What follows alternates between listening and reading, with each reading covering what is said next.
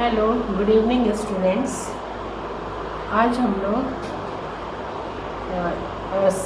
Fifth unit के का जो लास्ट चैप्टर है काल श्रेणी विश्लेषण, इस टॉपिक का, जिसको हम इंग्लिश में एनालिसिस ऑफ टाइम सीरीज़ कहते हैं। हिंदी में काल श्रेणी विश्लेषण, इसको इंग्लिश में एनालिसिस ऑफ टाइम सीरीज़ कहते हैं। इस चैप्टर को आज हम लोग देखेंगे। सबसे पहले हम ये देखेंगे कि ये टाइम सीरीज़ यानी काल श्रेणी है क्या चीज़, इसका क्या मीनिंग होता है, इसका क्या अर्थ है। फिर इसकी परिभाषा यानी डेफिनेशन देखेंगे। फिर इसके महत्व यानी इम्पोर्टेंस ऑफ टाइम सीरीज़ को देखेंगे। और फिर लास्ट में संघटक यानी कंपोनेंट्स। और उसके बाद फिर हम कैलकुलेशन ऑफ टाइम सीरीज़ यानी काल श्रेणी में जो ट्रेंड हम फाइंड आउट करते हैं उसको हम लोग देखेंगे। सबसे पहले हम लोग लेते हैं काल श्रेणी का अर्थ क्या है, what is meaning of time series. काल श्रेणी समंकों की एक श्रृंखला होती है, यानी जिसमें आप देखेंगे डेटा पूरे सीरीज के रूप में होता है, ये एक चेन के रूप में होता है। तो काल श्रेणी जो होती है वो समंकों की एक श्रृंखला होती है, और समंकों की इस श्रृंखला में डेटा के इस चेन में एक चर, समय जो है वो एक चर होता है, टाइम जो है वो एक वेरिएबल होता है। यानी टाइम सीरीज़ में आप देखेंगे कि जो समय है यानी जो टाइम है वो एक वेरिएबल होता है, एक चर होता है। तो ये समंकों की एक श्रृंखला होती है। और भी सरल शब्दों में यदि हम देखें तो जब हम विभिन्न समय बिंदुओं पर, चाहे वो ईयर्स में ले लें, विभिन्न समय बिंदुओं पर जब किसी चर के मूल्यों को व्यवस्थित क्रम में, बहुत ही ऑर्गेनाइज्ड फॉर्म में, बहुत ही सिस्टमेटिक फॉर्म में प्रेजेंट किया जाता है, प्रस्तुत किया जाता है, तो उसको काल श्रेणी यानी टाइम सीरीज़ कहा जाता है। यानी अलग अलग समय बिंदुओं पर, अलग अलग टाइम पीरियड्स पर, डिफरेंट टाइम पीरियड्स पर जब हम किसी वेरिएबल के वैल्यूज़ को ऑर्गेनाइज्ड फॉर्म में प्रेजेंट करते हैं, then it is called time series. For example मैं आप लोग को बताऊं कि मान लीजिए भारत की राष्ट्रीय आय को हम देखना चाहते हैं। ये आपके सामने है भारत की राष्ट्रीय आय। अब यहाँ पर हम देख रहे हैं कि अलग अलग ये विभिन्न टाइम पीरियड्स हैं, अलग अलग ईयर, 1950, 51, 1960, 61, 70, 71, 80, 81, 90, 91, 2000, 2001, 10, 11। ये अलग अलग टाइम पीरियड पर हम नेशनल इनकम, भारत की राष्ट्रीय आय जो कि करोड़ रुपए में, इसको हम देख रहे हैं। यहाँ देखेंगे कि अगर हम देखें तो हम इसको देख करके बता सकते हैं कि 1950-51 में जो भारत की राष्ट्रीय आय थी वो 2,92,996 करोड़ रुपए थी, जो कि 10/11 में 2010-11 में बढ़कर 52,27,739 करोड़ रुपए हो गई।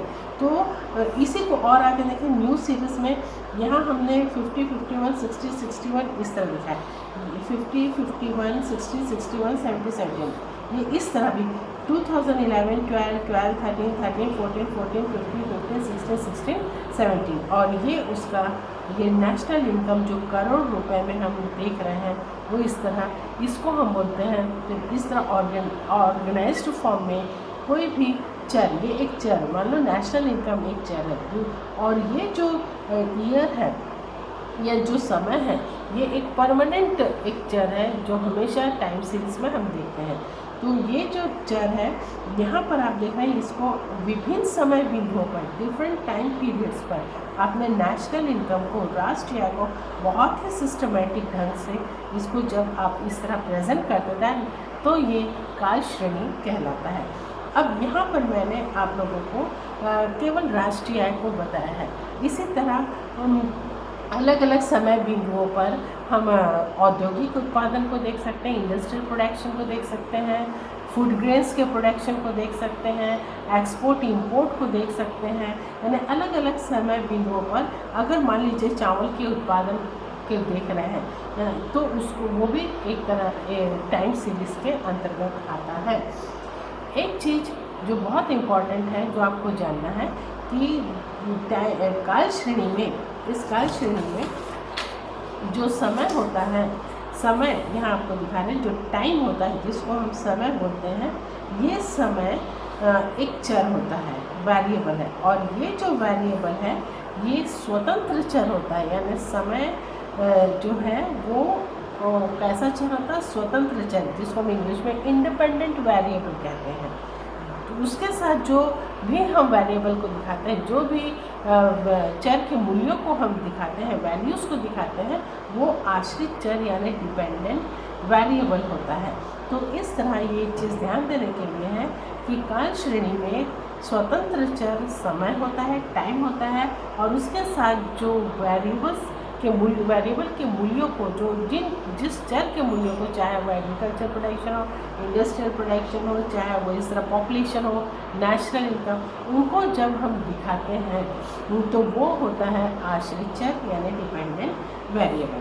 तो ये आपको हमने बताया था कि ये समंकों की एक श्रृंखला होती है जिसमें समय स्वतंत्र चर होता है और दूसरा चर जो होता है वो आश्रित चर होता है। ये देखा गया कि हर एक बिजनेस में, हर एक बिजनेस फर्म हो, चाहे वो गवर्नमेंट कोई भी गवर्नमेंट हो या हर इंस्टीट्यूट, कोई भी संस्था, और हर व्यक्ति के लिए, हर एक इंडिविजुअल के लिए या हर एक देश के लिए फ्यूचर के बारे में प्लानिंग करना बहुत ही नेसेसरी, बहुत ही आवश्यक होता है। आपको मालूम है हर एक फैमिली, हर एक परिवार अपने इनकम को कैसे एक्सपेंडिचर करने के लिए वो प्लानिंग करते हैं, यानी कैसे वो अपने आय को व्यय करें, इसके लिए वो योजना बनाती हैं। तो आपको मालूम है कि एक बिजनेसमैन जो होता है या एक बिजनेस फर्म जो होती है, वो कैसे वो वित्तीय संसाधनों की संभावनाओं के बारे में, कैसे वो अपनी वस्तुओं को अधिक से अधिक बेच सके, बिक्री कर सके, सेल कर सके, इसके बारे में, और कैसे वो प्रॉफिट अपना मैक्सिमाइजेशन कर सकता है, कैसे वो अधिकतम लाभ कमा सकता है, इन चीज़ों के बारे में वो प्लानिंग करते हैं फ्यूचर के बारे में। यानी जो भी प्लानिंग होता है वो फ्यूचर के बारे में होता है। तो फ्यूचर के बारे में जो पूर्वानुमान लगाया जाता है, जो फोरकास्टिंग की जाती है, वो भूतकालीन जो आंकड़े होते हैं, जो पास्ट जो डेटा होता है, प्रीवियस जो डेटा होता है, उनका एनालिसिस करके फिर फ्यूचर के बारे में फोरकास्टिंग किया जाता है। तो ये है आपका काल श्रेणी, जिस मीनिंग ऑफ जो टाइम सीरीज। इसके बाद परिभाषा है, परिभाषा डेफिनेशन जिसको बोलते हैं। यहाँ पर आप देखेंगे दो डेफिनेशन है काल श्रेणी की, एक है केनी एवं कीपिंग के अनुसार।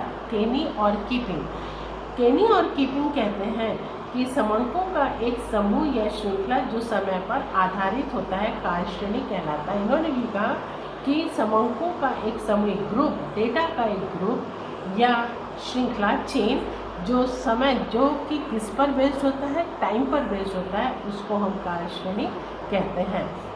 इसके बाद एक और परिभाषा, एक और डेफिनेशन दिया गया है क्रॉक्स्टन एवं काउडिन के अनुसार। उन्होंने कहा समय के माप के आधार पर प्रस्तुत किए गए आंकड़ों के व्यवस्थित क्रम को काल श्रेणी कहते हैं। अलग अलग समय बिंदुओं पर जिस चर के मूल्यों को सिस्टमैटिक ढंग से व्यवस्थित क्रम में प्रेजेंट किया जाता है, दिखाया जाता है, शो किया जाता है, उसको काल श्रेणी कहा जाता है। तो ये जो परिभाषा है वो भी यही बता रही है कि काल श्रेणी में क्या है, ये एक तरह से समंकों की श्रृंखला होती है। फिर ये जो काल श्रेणी है ये दो चीज़ के बीच में रिलेशनशिप बताता है, वो है एक कॉज एंड इफेक्ट, यानी कारण और प्रभाव। यानी टाइम सीरीज दो के बीच में संबंध को बताता है, कारण और प्रभाव, इन दो के बीच में संबंध को बताता है। फिर अब हम देखेंगे काल श्रेणी का क्या महत्व है। एक चीज़, ये जो अर्थ है, काल श्रेणी का अर्थ है, इसको मैं एक बार और एक और उदाहरण से समझाती हूँ। यहाँ पर आपको दिखेगा इसमें यहाँ पर आप देखिएगा कि इसमें आप देखेंगे एग्जाम्पल काल श्रेणी के। एक तो मैंने आपको नेशनल इनकम से रिलेटेड एक बताया, जो यहाँ आप देख रहे हैं, ये जो आप देख रहे हैं अलग अलग ईयर में नेशनल इनकम करोड़ रुपए में भारत का, तो ये काल श्रेणी है।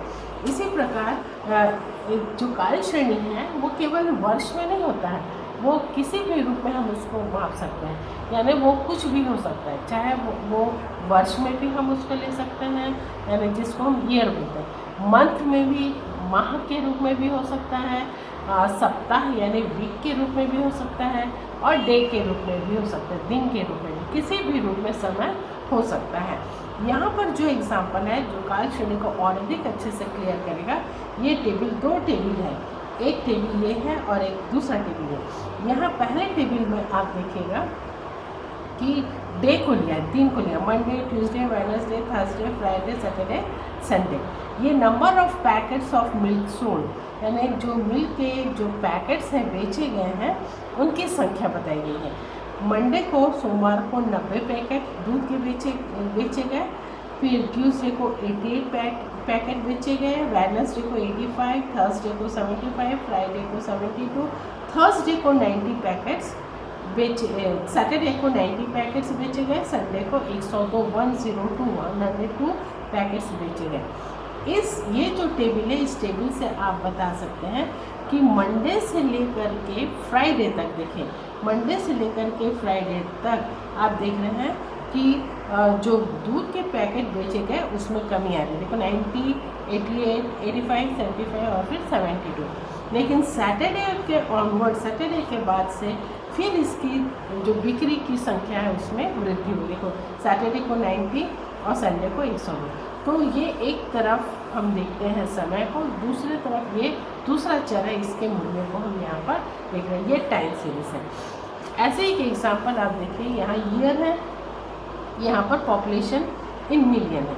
1921 में 251 मिलियन था, 1931 में 279 मिलियन, 41 में 319 मिलियन, यानी ये आप 10 साल में जो जनगणना, उसके जनगणना के अनुसार ये पॉपुलेशन की संख्या है। 1981 में ये 685 मिलियन हो गया। तो आप बता सकते हैं 1921 में 251 मिलियन था, जो 1981 में बढ़ करके 685, यानी जनसंख्या जो है वो लगातार बढ़ रही है। तो इस तरह समंकों की ये एक श्रृंखला होती है, जिसमें आप देखते हैं कि विभिन्न समय बिंदुओं पर किसी चर के मूल्यों को जब व्यवस्थित क्रम में सिस्टमेटिक फॉर्म में उसको प्रेजेंट किया जाता है, इस तरह सिस्टमेटिक रूप में, तो उसको हम काल श्रेणी कहते हैं। इसके बाद हम आते हैं काल श्रेणी के महत्व को देखेंगे। काल श्रेणी का क्या महत्व है, यहाँ देखेंगे। सबसे पहले importance of time series. Importance of time series में सबसे पहले आता है चर के भूतकालीन व्यवहारों का विश्लेषण। चर के भूतकालीन व्यवहारों का विश्लेषण, इंग्लिश में उसको बोलते हैं analysis of past behaviour of a variable. चर के भूतकालीन व्यवहारों का अध्ययन, भूतकालीन में जो प्रीवियस जो डेटा है उसका हम अध्ययन करते हैं। यानी किसी चर के भूतकालीन आंकड़ों का विश्लेषण करने से उस चर को जब हम भूतकालीन यानी जो पास्ट डेटा है उसका जब हम अध्ययन करते हैं, तो जिस चर के आंकड़ों का हम अध्ययन कर रहे हैं प्रीवियस ईयर का के डेटा का, उस चर को प्रभावित करने वाले कौन कौन से तत्व हैं ये क्लियर हो जाता है, ये स्पष्ट हो जाता है। उदाहरण के लिए मान लीजिए अगर हम चावल का उत्पादन और या मान लीजिए गेहूं का उत्पादन देखना चाहते हैं, इस पर चावल के उत्पादन पर या गेहूं के उत्पादन पर किसका ज़्यादा प्रभाव पड़ा है, यानी सिंचाई, सिंचित भूमि का ज़्यादा प्रभाव पड़ रहा है कि रासायनिक खाद यानी केमिकल फर्टिलाइज़र का ज़्यादा प्रभाव पड़ रहा है कि जो इरिगेटेड लैंड है उसका ज़्यादा प्रभाव, इरिगेशन का ज़्यादा प्रभाव पड़ रहा है। तो इसके लिए आपको क्या करना होगा, इसके लिए आपको जो रासायनिक खाद है उसका जो प्रयोग है उससे संबंधित आपको आंकड़े उपलब्ध होने चाहिए प्रीवियस ईयर के। वैसे ही 5 साल 10 साल के, वैसे ही आपके पास जो सिंचित भूमि है उससे संबंधित आंकड़े आपके पास उपलब्ध होने चाहिए। तब आप बताएंगे कि किसका, जब उन आंकड़ों का आप एनालिसिस करेंगे तो आप बताएंगे कि चावल के उत्पादन पर या गेहूं के उत्पादन पर ज़्यादा प्रभाव किसका पड़ा। क्या रासायनिक खाद का ज़्यादा प्रभाव पड़ा है कि इरिगेटेड लैंड का, सिंचित भूमि का ज़्यादा प्रभाव पड़ा है। तो ये बहुत इम्पॉर्टेंट है कि हम इसमें क्या करते हैं, जो भूतकालीन व्यवहार है, जो प्रीवियस पास्ट बिहेवियर है, प्रीवियस जो डेटा है उसका एनालिसिस करते हैं और फिर हम उसके बारे में जान सकते हैं कि उस पर किस चीज़ का ज़्यादा इफेक्ट हो रहा है। फिर दूसरा आता है पूर्वानुमान में सहायक। जैसे मैंने आपको बताया, ये फोरकास्टिंग है, फ्यूचर फोरकास्टिंग के बारे में बहुत ही हेल्पफुल है। अब किसी चर के भूतकालीन मूल्यों के विश्लेषण के आधार पर उस चर के संबंध में भविष्यकालीन प्रवृत्तियों का अनुमान लगाया जा सकता है। यानी भविष्य के बारे में आप बता सकते हैं, इसके सहारे आप भविष्य के बारे में जो भूतकालीन जो आंकड़े हैं उनका अध्ययन करके आप किसी भी चीज़ के बारे में, जैसे मजदूरी है, राष्ट्रीय आय है या किसी भी चीज़ के बारे में आप भविष्य के लिए पूर्वानुमान लगा सकते हैं। फिर आता है वर्तमान उपलब्धियों के मूल्यांकन करना सहायक। It helps in evaluation of current achievement. आपको मालूम है कि चालू योजनाओं, जैसे कि आप देखते हैं कि जो चालू योजना, करंट में जो योजनाएं, जो प्रोग्राम्स चलते हैं, इनकी सफलता का मूल्यांकन भी यदि हमको करना, करंट में जो प्रोग्राम चल रहे हैं इनकी सफलता का यदि मूल्यांकन करना, तो इसके लिए भी हमको प्रीवियस डेटा का, यानी भूतकालीन आंकड़ों का अध्ययन करना या उनका विश्लेषण करना पड़ता है। और विश्लेषण करके आप उसकी उपलब्धियों के बारे में बता सकते हैं।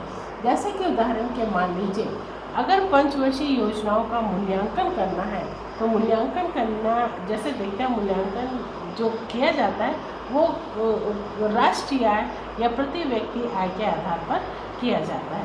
तो हमको राष्ट्रीय आय या प्रति व्यक्ति आय से संबंधित जो प्रीवियस डेटा है, जो पुराने आंकड़े हैं, उनका हमको अध्ययन करना पड़ेगा और फिर हम उसके आधार पर हम जो वर्तमान जो उपलब्धियाँ कि हाँ ये जो प्रोग्राम है ये सक्सेसफुल है या नहीं, इसके बारे में हम बता सकते हैं।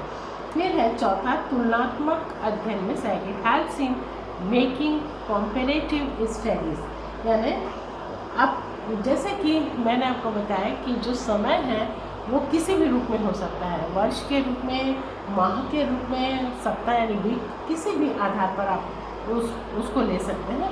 और उस चाहे माह के रूप में, दिन के रूप में, सप्ताह के रूप में, और किसी चर के आंकड़ों को व्यवस्थित कर लिया है।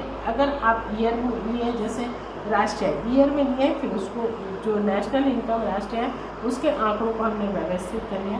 ऐसे किसी भी जो दूसरा चर जिसके मूल्यों का आप अध्ययन कर रहे हैं उनको समय के अनुसार, चाहे वो सप्ताह के अनुसार हो, चाहे दिन के अनुसार, माह के अनुसार, उसको आप व्यवस्थित कर लेते हैं और फिर उसका विश्लेषण करके आप तुलनात्मक अध्ययन कर सकते हैं। जैसे कि फॉर एग्जांपल कि हरित क्रांति, ग्रीन रिवॉल्यूशन, ये जो हरित क्रांति है, हरित क्रांति का कृषि उत्पादन पर क्या प्रभाव पड़ा है, यानी इसका क्या इम्पैक्ट है, ग्रीन रिवॉल्यूशन का एग्रीकल्चर प्रोडक्शन पर इम्पैक्ट यदि हमको जानना है तो इसके लिए हमको जो टाइम पीरियड्स है उसको 2 भाग में बांटना पड़ेगा। यानी जो हरित क्रांति के यहाँ पर आप देखिए, हरित क्रांति के पहले की अवधि, यानी हरित क्रांति से पहले के वर्षों को आप लेंगे, उस समय क्या था, एग्रीकल्चर प्रोडक्शन कैसा था, उसको आप लेंगे, और फिर हरित क्रांति के बाद की अवधि को लेंगे, उन वहाँ बाद के कुछ वर्षों का लेंगे, एनालिसिस करेंगे, तुलना करेंगे पहले की अवधि और बाद के, पहले के टाइम पीरियड और ग्रीन रिवॉल्यूशन के बाद के टाइम पीरियड। फिर आप तुलना करके बताएंगे कि हरित क्रांति मतलब जो ग्रीन रिवॉल्यूशन है वो सक्सेसफुल है, हुआ है कि नहीं। इस तरह से आप अध्ययन किसी भी चर के बारे में किसी भी वेरिएबल के बारे में आपको अध्ययन करना है तो आपको प्रीवियस आंकड़े या जो पुराने आंकड़े या जिसको हम प्रीवियस डेटा कहते हैं, इसका एनालिसिस, इसका विश्लेषण करना पड़ता है और उसके आधार पर आप फ्यूचर के बारे में फोरकास्टिंग कर सकते हैं, फ्यूचर के बारे में, भविष्य के बारे में आप पूर्वानुमान लगा सकते हैं। तो ये था महत्व। तो इसके बाद हमने देखा अर्थ, परिभाषा, महत्व। अब हम देखते हैं संघटक। संघटक यानी कंपोनेंट्स बोलते हैं। यहाँ आप देखेंगे कि जो काल श्रेणी है, काल श्रेणी यानी टाइम सीरीज पर बहुत से तत्वों का प्रभाव पड़ता है, बहुत से फैक्टर्स हैं जो उसको इफ़ेक्ट करते हैं।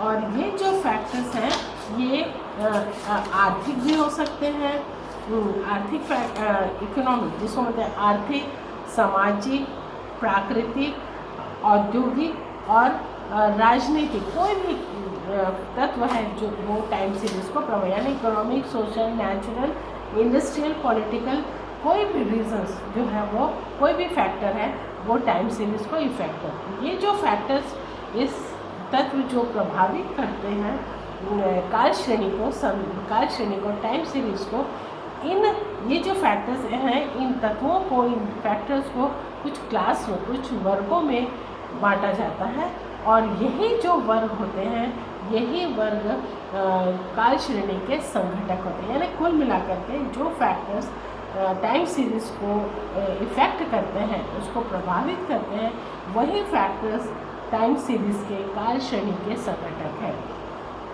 यहाँ आप देखेंगे कि काल श्रेणी के मुख्य रूप से 4 संघटक, जिसको हम इंग्लिश में कंपोनेंट्स बोलते हैं, और कंपोनेंट्स ऑफ टाइम सीरीज वो 4 हैं। पहला आप देखिएगा, हिंदी में पहले बोल रही हूँ, चिरकालिक या दीर्घकालीन प्रवृत्ति। चिरकालिक या दीर्घकालीन प्रवृत्ति, इसको इंग्लिश में बोलते हैं सेक्युलर ट्रेंड और लॉन्ग मूवमेंट, ये पहला है। दूसरा है सीजनल वेरिएशन, ये दीर्घकालीन प्रवृत्ति है और टाइम सीरीज को इफेक्ट करती है। सीजनल वेरिएशन, मौसमी, यही दिन का मौसमी परिवर्तन, ठीक है, ये भी इफेक्ट करता है। अल्पकालीन जो चवचन होते हैं, उतार चढ़ाव, फ्लक्चुएशंस होते हैं। फिर आता है साइक्लिकल वेरिएशन यानी चक्रीय परिवर्तन। उसके बाद है इर्रेगुलर वेरिएशन, अनियमित परिवर्तन। अनियमित में सडनली जो होता है ना, अचानक से। तो आपने देखा ये 4 टाइम सीरीज के काल श्रेणी के 4 संघटक हैं।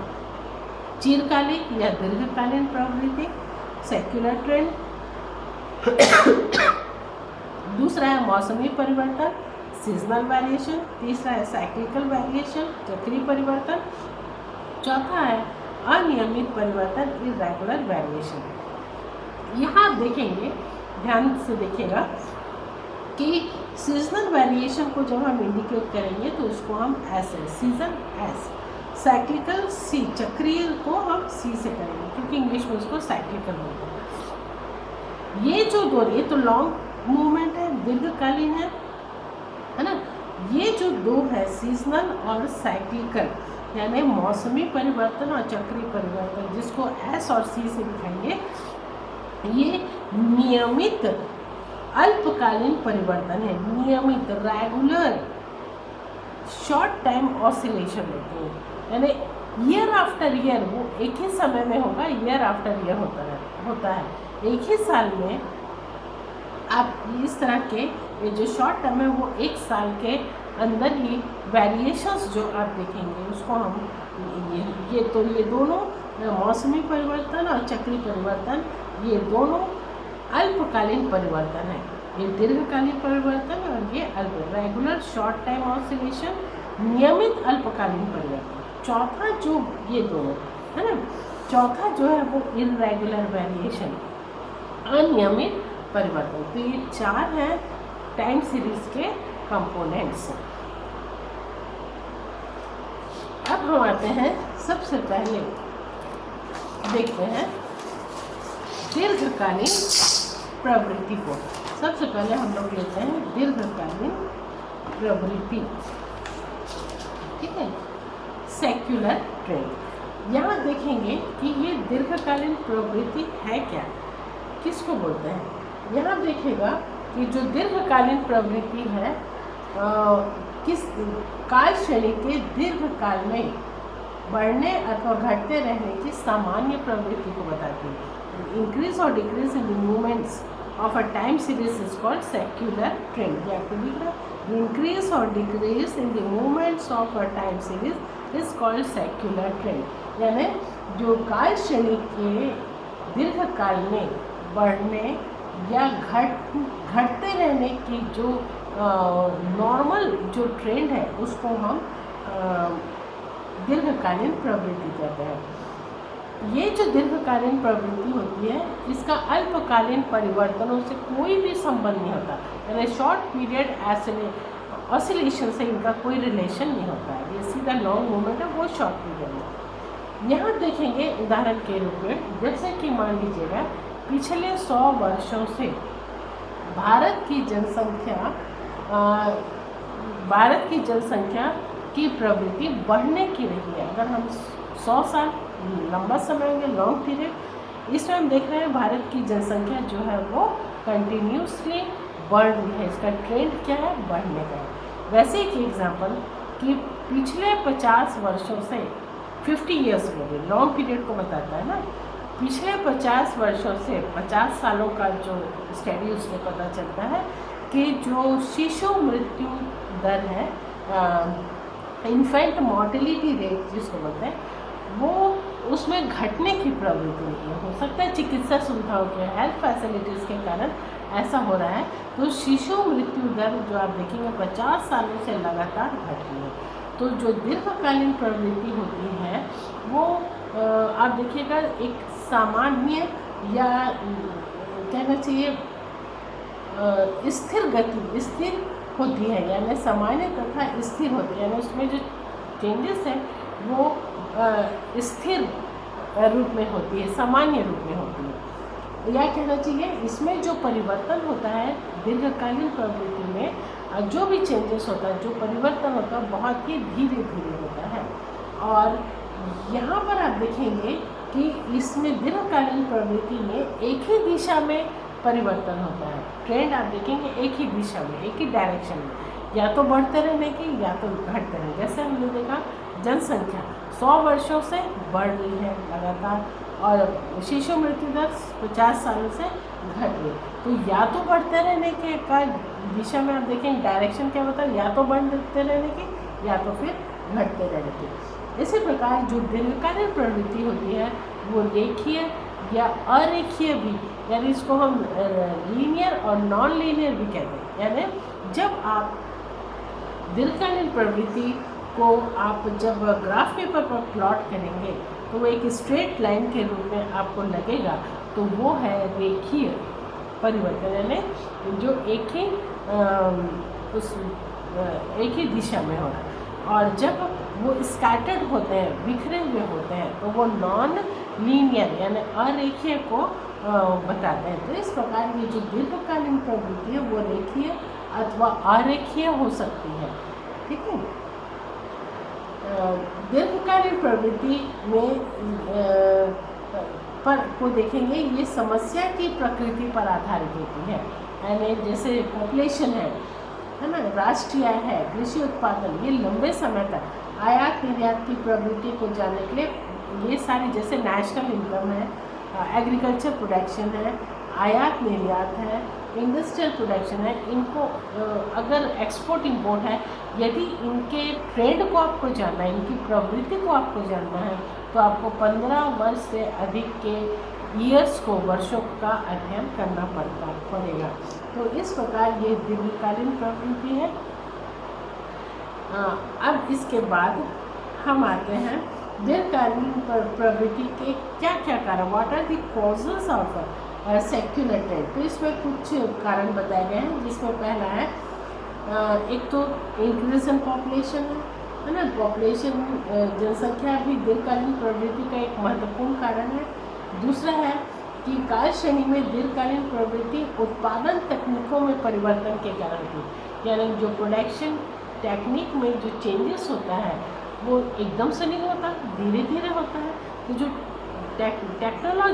टेक्नोलॉजिकल जो प्रोग्रेस है वो भी दीर्घकालीन प्रवृत्ति को बताता है। इसी प्रकार है कोई व्यावसायिक संगठन में परिवर्तन होना, बिजनेस ऑर्गेनाइजेशन में चेंजेस होना, या कहना चाहिए जो गवर्नमेंट की जो पॉलिसी है उसमें चेंजेस होना, ये सारे कोई भी एकदम से पॉलिसीज बदल नहीं होती, धीरे धीरे उसमें चेंजेस होता है। तो इस प्रकार ये सेक्युलर ट्रेंड को बताता है। इसके बाद है जो दूसरा है वो आपने देखा था सीजनल वेरिएशन, यानी जो मौसमी परिवर्तन, सीजनल वेरिएशन, ये आता है seasonal variation. Seasonal variations are short-term fluctuations in a time series which occur periodically in a year. This continues to repeat year after year. ये जो मौसमी परिवर्तन है ये बहुत ही, ये कहना चाहिए अल्पकालीन होते हैं। हाँ, अल्पकालीन और नियमित होते हैं। नियमित अल्पकालीन उतार चढ़ाव को हम मौसमी परिवर्तन कहते हैं। हर साल ये उसी समय में होता है, जो चेंजेस है परिवर्तन वो हर साल होगा और उसका टाइम भी वही रहता है। जैसे कि आप देखेंगे कि जो खाद्यान्नों के मूल्य हैं, जो फूड ग्रेन्स हैं, उनके प्राइस हैं वो फसल कटने के समय कम होते हैं, यानी जो फूड ग्रेन्स के प्राइस हैं हार्वेस्टिंग के समय, फसल कटने के समय कम होते हैं, लो होते हैं, प्राइस कम होता है। और बोने के समय अधिक होता है, यानी जो फूड ग्रेन्स के प्राइस हैं सोइंग के समय वो अधिक होता है। टू टाइम आप देख रहे हैं, हार्वेस्टिंग एंड सोइंग। सोइंग के समय यानी बोने के समय जो फूड ग्रेन्स है उसके मूल्य अधिक होते हैं, काटने के समय, हार्वेस्टिंग के समय फूड ग्रेन्स के मूल्य कम होते हैं। तो दो तरह आप एक ही सीज़न में दो चीज़ देख रहे हैं, एक ही साल में दो चीज़ देख रहे हैं, काटना और बोना, फसल का काटना और बोना। एक में प्राइस कम होता है, एक में प्राइस बढ़ जाता है। ये एक साल के अंदर आप देख रहे हैं ये फ्लक्चुएशन है, और ये बढ़ रहा घट रहा है, यानी उतार चढ़ाव आप देख रहे हैं, है ना। ये नहीं एक ही डायरेक्शन में, जैसे दीर्घकाल में एक ही डायरेक्शन में होता है, इसमें वैसा नहीं होता। उसी प्रकार आप देखिएगा जब ठंडी का मौसम रहता है, विंटर सीजन होता है, तो जो वुलन क्लॉथ्स होते हैं, गर्म कपड़े होते हैं, उनके मूल्य बढ़ जाते हैं, और गर्मी के सीज़न में उनके मूल्य कम हो जाते हैं। तो समर सीज़न और विंटर सीज़न, एक साल के दो सीज़न हैं ये, तो एक ही साल में वो वुलन कपड़ों की मांग जो है, जो प्राइस जो है वो ठंडी में बढ़ जाता है और गर्मी में कम हो जाता है। तो ये शॉर्ट पीरियड चेंजेस को दिखा रहा है। वैसे आप देखेंगे शादी के अवसरों पर सोने चांदी की जो मांग है या जो सोने चांदी के मूल्य हैं वो बढ़ जाते हैं। इसी प्रकार पुस्तकों की मांग आप देखिएगा, जब स्कूल या कॉलेज ओपन होते हैं, खुलते हैं, तो उस समय आप देखिएगा पुस्तक और कॉपी की मांग जो है वो बढ़ जाती है और दिनों की तुलना में। तो इस प्रकार आप यहाँ देखते हैं ये मौसमी परिवर्तन है, और मौसमी परिवर्तन साप्ताहिक भी हो सकती है, मासिक भी हो सकती है, त्रैमासिक, यानी हाफ ईयरली, वीकली, मंथली, कुछ भी हो सकती है। और ये दोनों दिशाओं में, अप एंड डाउन, दोनों दिशाओं में यानी उतार चढ़ाव के रूप में हो सकते हैं। तो ये था मौसमी परिवर्तन। इसके बाद है चक्रीय परिवर्तन, साइक्लिकल ये वेरिएशन। चक्रीय उच्चावचन भी मौसमी परिवर्तन के समान निश्चित अवधि के पश्चात अर्थव्यवस्था में उत्पन्न। ये जो साइक्लिकल वेरिएशंस हैं, ये भी जो सीजनल वेरिएशन है, जो मौसमी परिवर्तन है, उसी के समान चक्रीय परिवर्तन भी एक निश्चित समय पर अर्थव्यवस्था में उत्पन्न होते रहते हैं, लेकिन इनकी अवधि 1 वर्ष से अधिक होगी। जो सीजनल वेरिएशन होता है, जो मौसमी परिवर्तन है, वो एक समय में एक ही साल में होता है और 1 साल के अंदर की बात है। और ये जो चक्रीय परिवर्तन है, ये 1 साल से अधिक का भी हो सकता है, अधिक का होता है। आपको मालूम है कि व्यापार चक्र अर्थशास्त्र में या आप इकोनॉमिक सेक्टर में देखें या व्यापार के क्षेत्र में, बिजनेस के क्षेत्र में देखें या सेक्टर में आप देखेंगे, तो जो चक्रीय उतार चढ़ाव है वो व्यापार चक्र की घटनाओं का परिणाम, यानी ट्रेड में आप देखेंगे या इकोनॉमिक सेक्टर में आप देखते हैं कि जो ये साइक्लिकल वेरिएशन है, ये साइक्लिकल वेरिएशन व्यापार चक्र का परिणाम होता है। यानी आपने पढ़ा होगा ट्रेड साइकिल, ये उसी के कारण ये चक्रीय उच्चावचन यानी चक्रीय परिवर्तन होते हैं। आपको जैसा कि मालूम है कि एक व्यापार चक्र के 4 चरण होते हैं, 4 फेसेस होते हैं। एक ट्रेड साइकिल के 4 फेसेस होते हैं, है ना। पहला होता है समृद्धि, जिसको हम बूम पीरियड बोलते हैं। फिर आता है सुस्ती, जिसको हम रिसेशन बोलते हैं। रिसेशन ये बूम पीरियड है ना, ये बूम पीरियड होगा। फिर रिसेशन, फिर आता है मंदी, जिसको हम बोलते हैं डिप्रेशन। फिर उसके बाद चौथा जो होता है वो होता है रिकवरी, यानी पुनरुत्थान, यानी फिर से ऊपर उठना। यहाँ आप 4 देख रहे हैं, boom period, recession, depression and then recovery, यानी फिर से रिकवर करना। तो ये जो समृद्धि की अवस्था होती है, जिसको हम बूम पीरियड बोलते हैं, इसमें जो व्यावसायिक कार्य हैं, जो बिजनेस से रिलेटेड जो वर्क है, जैसे कि प्रोडक्शन है, जो इकोनॉमिक एक्टिविटीज, प्रोडक्शन है, प्राइस मूल्य है, रोजगार है, बिक्री है, ये सभी में बहुत ज़्यादा वृद्धि होती है। यानी उत्पादन बढ़ता है तो रोजगार बढ़ता है, मूल्य भी बढ़ता है और बिक्री भी बढ़ती है, सभी में बढ़ने की प्रवृत्ति होती है। तो इसको हम बूम पीरियड बोलते हैं, ठीक है।